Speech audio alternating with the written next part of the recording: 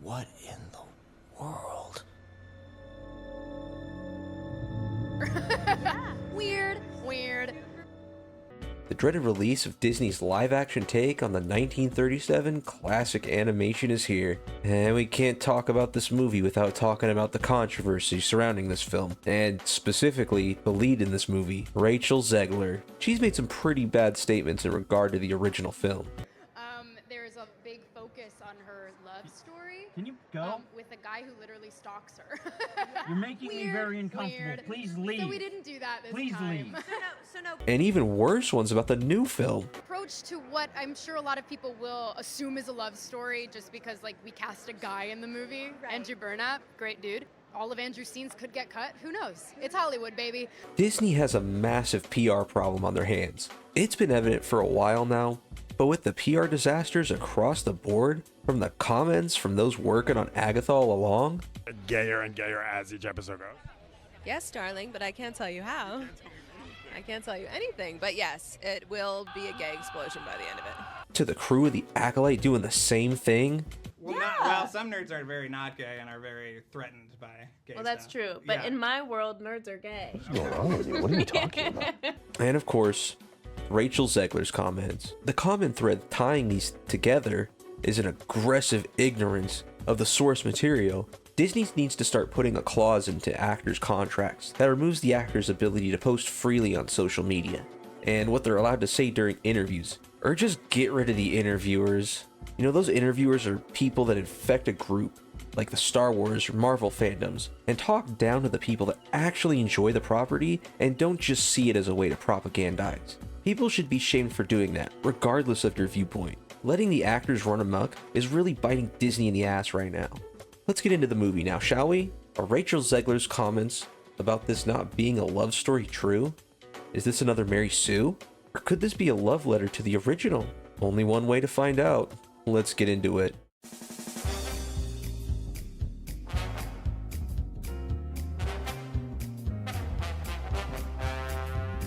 I want to preface this review by saying, I was not expecting to like this movie at all.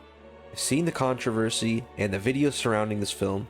I assumed it would be more garbage like the Lion King remake, or Pinocchio, or Dumbo. But I'm surprised to say that this film felt like a love letter to the original movie, faithfully recreating scenes from the 1937 film, like the huntsman raising his dagger to Snow White, the dwarves return home from the mine, or Snow White's terrifying run through the woods. The 2025 movie takes inspiration from both the 1937 film and the original story, actually showing us Snow White as a child and how her parents treated the kingdom and its people, making apple pies for everyone and helping those in need, before the queen, Snow White's mother, dies from an illness, allowing the evil queen to swoop in and beguile the king into marriage. The king disappears and the queen takes over fully, oppressing the people, taking the food and wealth for herself, leaving very little for the people, and locking Snow White inside the castle grounds to be a servant, just like the original. We're then introduced to Jonathan, the character everyone wants to know how they changed. Did they make him weak? A coward?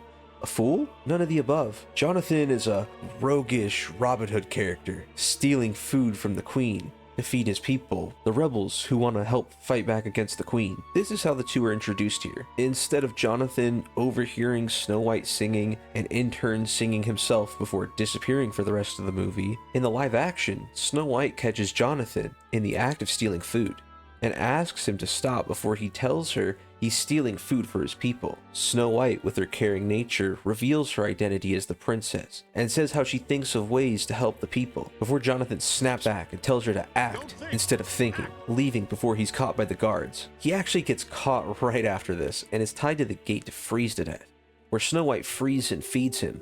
To me, the changes made to Snow White and Jonathan's interactions and the additions of scenes between them just strengthen and enhances the believability of the chemistry between them, in turn making the true love's kiss much more believable. Instead of a dude showing up and kissing her with no sort of chemistry to speak of between them. But that's not necessarily what the original animation was going for. If you're looking for a more slapstick, instrumental, quick story, the 1937 version is for you.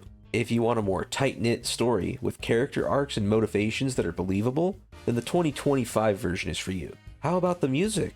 Well, it's fantastic. It's very catchy, and each song fits very well into the story. Snow White's I Want song, Waiting on a Wish, is very catchy and wonderfully sung by Rachel Zegler, or even Whistle While You Work. Both of these songs will get stuck in your head. The music oozes classic Disney, reminding me why I loved Disney as a kid and still look back fondly on. I hope Disney can look back at their problems and start doing better all around. Speaking of doing better, how about the CGI? Well, for some, I can imagine the dwarves being uncanny, and to some extent, yeah, I can agree. For the most part, I liked how the dwarves looked, especially Doc, Dopey, and Sleepy. I actually found Grumpy to be the most uncanny. His slim proportions look a little odd. But as for the character of the dwarves, well, there's plenty. From the moment we see the dwarves on screen, they ooze their iconic personality. From entering the mine, and Sleepy almost falling into stalagmites, to Bashful hiding out in a minecart, to Dopey being, well, Dopey. They don't stop being themselves while doing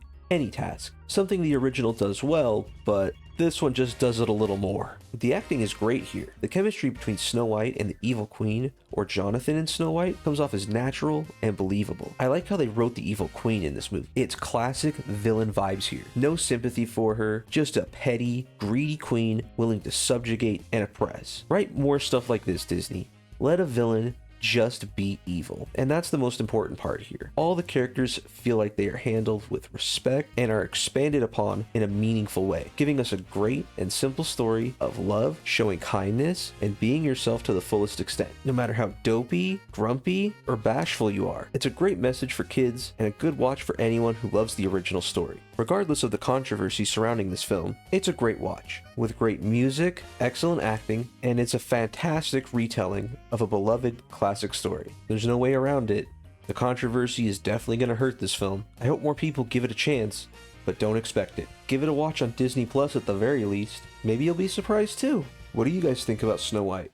Did you guys think this was more mediocre slop? Or are you out of touch like me? Let me know down below. That's all for this week's review. Thanks to all my new subscribers. You guys are the best. I got another Rewind review coming, so stay tuned. And as always, there's more movie reviews coming as well. Until next time, this is Dinoaur, and I'll see you guys next time. Bye-bye. Whoa, whoa, whoa, whoa. King in the castle, king in the castle. I have a chair, I have a chair.